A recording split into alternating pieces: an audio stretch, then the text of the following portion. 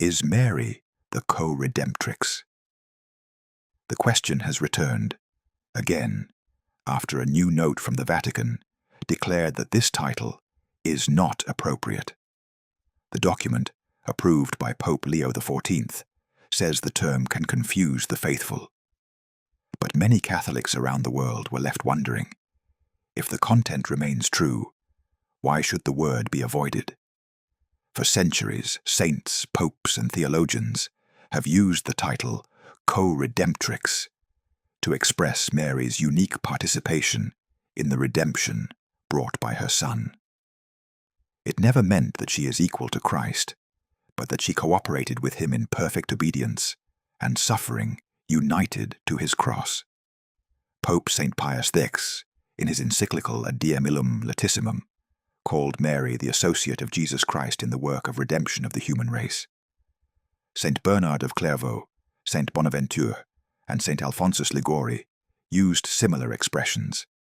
Even St. Maximilian Kolbe spoke freely of Mary as the co-redemptrix and mediatrix of all graces. These titles were never a threat to the uniqueness of Christ. They were a hymn to his mercy, reflected in his mother. Through her cooperation, through her total surrender at the foot of the cross, Mary became the new Eve, the woman whose yes helped undo the disobedience of the first.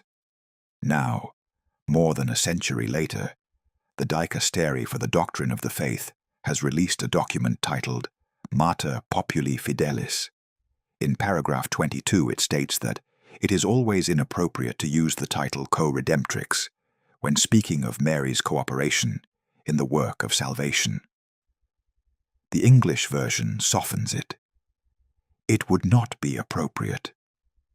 The intention, according to the Vatican, is to avoid misunderstanding among non-Catholics and to reaffirm that Jesus Christ is the one and only Redeemer. Yet, as many theologians have pointed out, the content of the doctrine remains intact. Mary's cooperation is still affirmed. Only the word is discouraged. The question then becomes, if the meaning is true, should the vocabulary disappear? The Church herself leaves room for theological dialogue, because the note is not an infallible definition. It is not an ex cathedra pronouncement. Catholics often forget that not every Vatican document defines dogma. The Pope is infallible only when he speaks ex cathedra, from the chair of Peter, intending to bind the entire Church on a matter of faith or morals. Most papal documents, and especially the writings of curial offices, are prudential and pastoral. They deserve respect, but they are not beyond discussion. That is the beauty of the Catholic intellect. Faith seeking understanding, always within obedience and charity. The Pope himself is not divine. Only God says, "Let there be light," and it happens.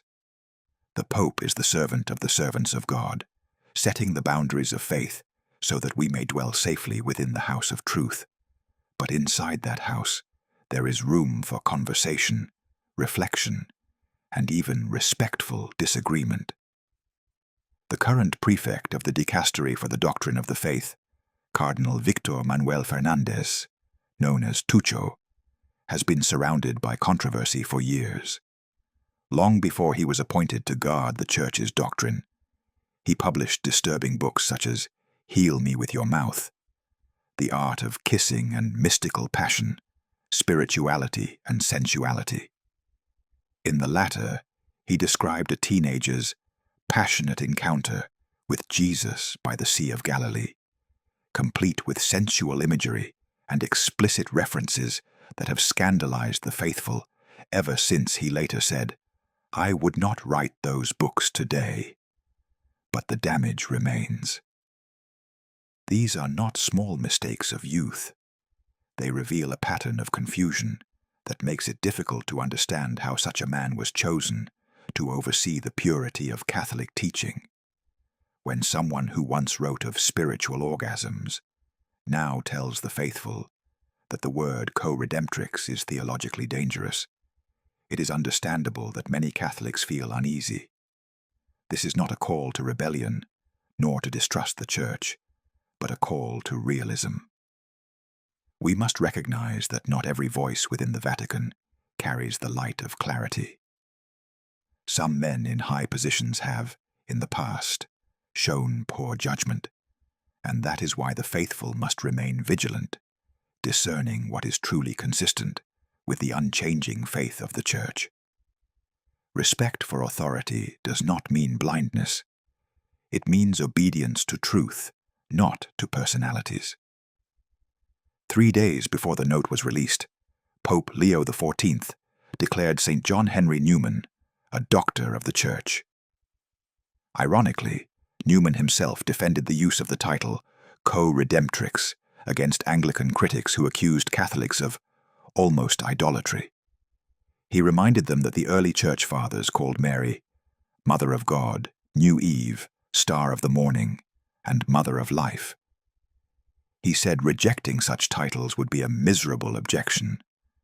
The saints understood something profound. Calling Mary Co-Redemptrix does not place her beside Christ as an equal, but beneath him as a perfect disciple. Her cooperation magnifies the Redeemer's work. It does not compete with it. Just as Eve once cooperated in disobedience, Mary cooperated in obedience. That is why the Church has always seen her as the new Eve. The dicastery fears that the term might confuse Protestants or make Mary appear divine. But perhaps confusion arises not from the term itself, but from poor catechesis. The role of the magisterium is to clarify truth, not to erase vocabulary that saints and popes once used reverently. Still, this note must be received with respect. It is a prudential, not dogmatic act. We must not react with anger or sarcasm. The document deserves filial respect. Yet we can also express perplexity. How do we reconcile centuries of teaching with this new prudential advice? The right attitude is that of children speaking to a father, respectfully asking for clarity, not rebellion. It is healthy to remember that even within the Vatican, there are human beings, some saints, some sinners, all fallible. The Church is divine in her foundation, but human in her members. Not everyone who holds an office in Rome is perfect. That is why Catholics are called to pray for the Pope, the bishops, and all who serve the Church. At the heart of it all remains the same truth. Jesus Christ alone is the Redeemer of mankind. Mary is his masterpiece, the one who stood beneath the cross, united with him in suffering and love. Whether we call her Co-Redemptrix or simply Mother of the Redeemer, her mission remains the same, to lead us to her Son. Perhaps we should not be afraid of words, but of losing courage. For too long, parts of the Church have walked on eggshells, afraid to sound too Catholic, afraid to offend, afraid to disturb the comfortable harmony of interreligious dialogue. In trying not to scandalize anyone, we end up silencing the very beauty that once converted the world. The saints did not fear to speak clearly. They didn't dilute the truth to please men, nor erase sacred titles to avoid Protestant criticism. The Church was not built by cautious diplomats. It was built by martyrs, by confessors, by those who proclaimed the faith without apology. It is time to recover that holy boldness, to remember that authentic charity is not silence, but truth spoken with love. To call Mary Co-Redemptrix is not to compete with Christ. It is to proclaim, loudly, that his grace was so powerful, it transformed a woman into a living mirror of his redemption. We do not need to erase that truth for anyone's comfort. The Church's mission is not to blend in, it is to shine. And before ending this video, let us listen to St. Louis de Montfort, whose writings on the Blessed Virgin remain among the most luminous ever written. In his treatise on true devotion to Mary, he reminds us that it was through the Blessed Virgin that Jesus came into the world, and it is also through her that he must reign in the world. Mary is not an obstacle to Christ. She is his masterpiece, the chosen path through which the Redeemer himself chose to come. God the Father gave his only Son to the world only through Mary, says Montfort, and it is through her that the faithful are born and formed into the likeness of Christ. He adds that God the Son found his freedom in being imprisoned in her womb. He glorified his independence by depending on this virgin. What a paradox, that the Almighty himself chose to depend on her love. Jesus gave more glory to God by submitting to Mary for 30 years than if he had converted the entire earth by working the greatest miracles. That is why Montfort insists it is not idolatry to exalt her. It is imitation of Christ himself. Mary's greatness does not compete with Christ. It magnifies him. "My soul magnifies the Lord," she said, and the Church repeats it. The more she is raised, the more the light of Christ shines. As Montfort wrote, "De Maria numquam satis." Of Mary there is never enough. She is the living tabernacle of the Trinity, the Queen of heaven and of every heart. St. Louis says that God gathered all the waters and called them the sea. He gathered all his graces and called them Mary.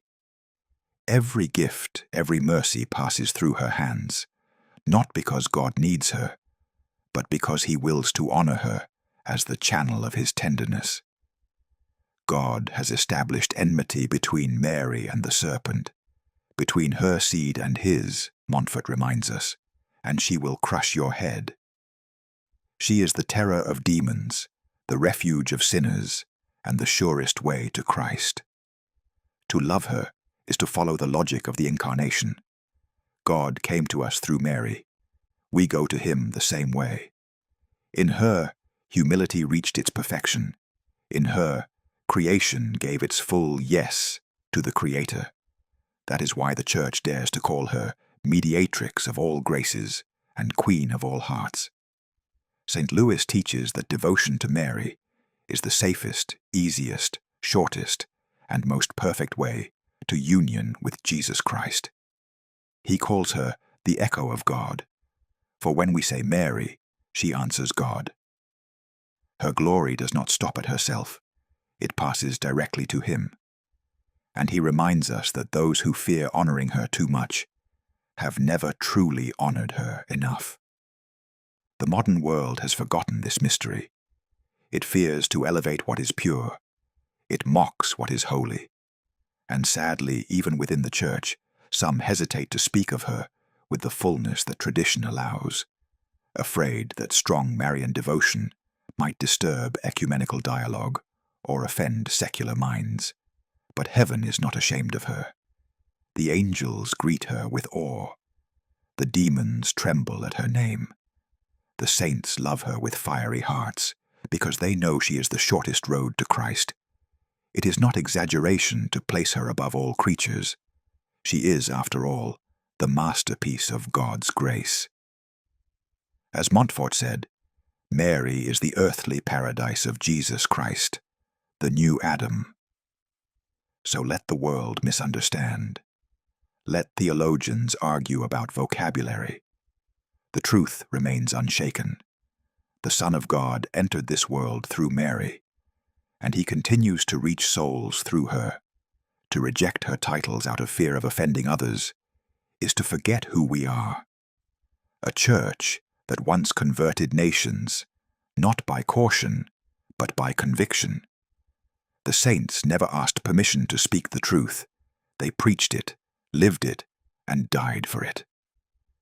To exalt Mary is to proclaim the power of her Son.